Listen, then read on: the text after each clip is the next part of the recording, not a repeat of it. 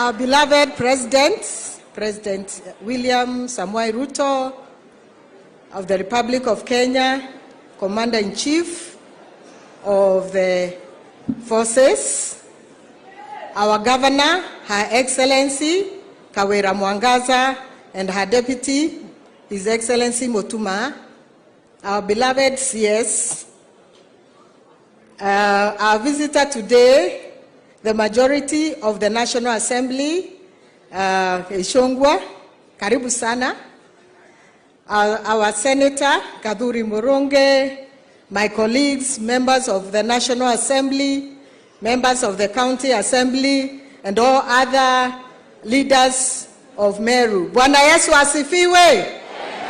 Bwana Yesu asifiwe. Mwadhani no mwea.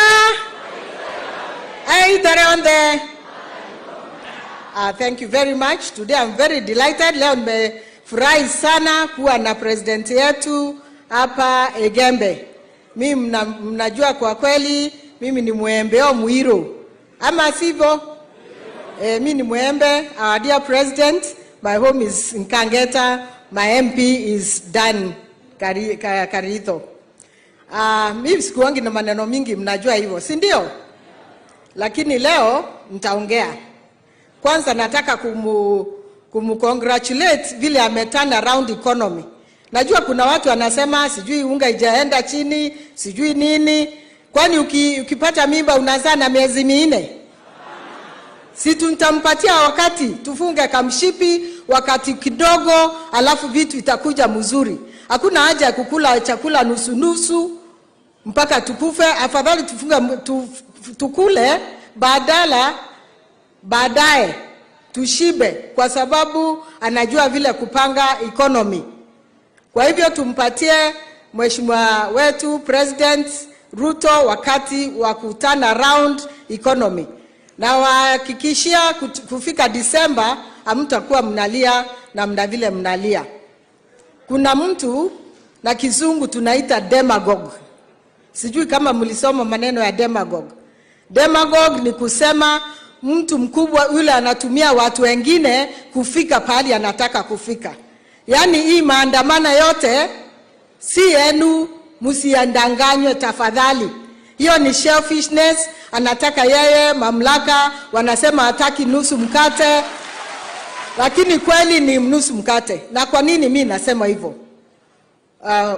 Mheshimiwa Rais wetu alisema tutengue watu pande hii na pande hii nyingine waongee tufike agreement.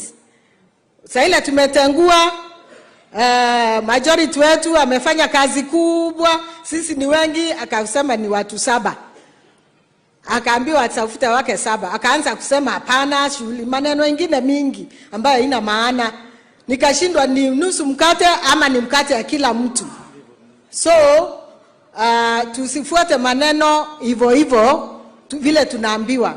Tuwe tunafikiria watu wa Meru. Watu wa Meru ni watu wanajifikiria sana. Kwa hivyo please mtifuate demagogue.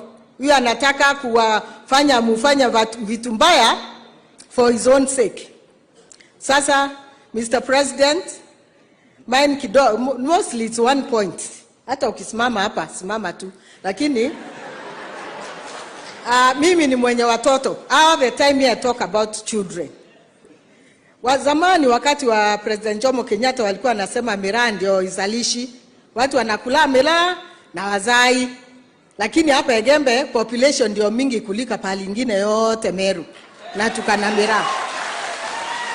Shida ile iko, Mr. President and our governor, I'm sure you're listening, kwa sababu nataka tusaidiane.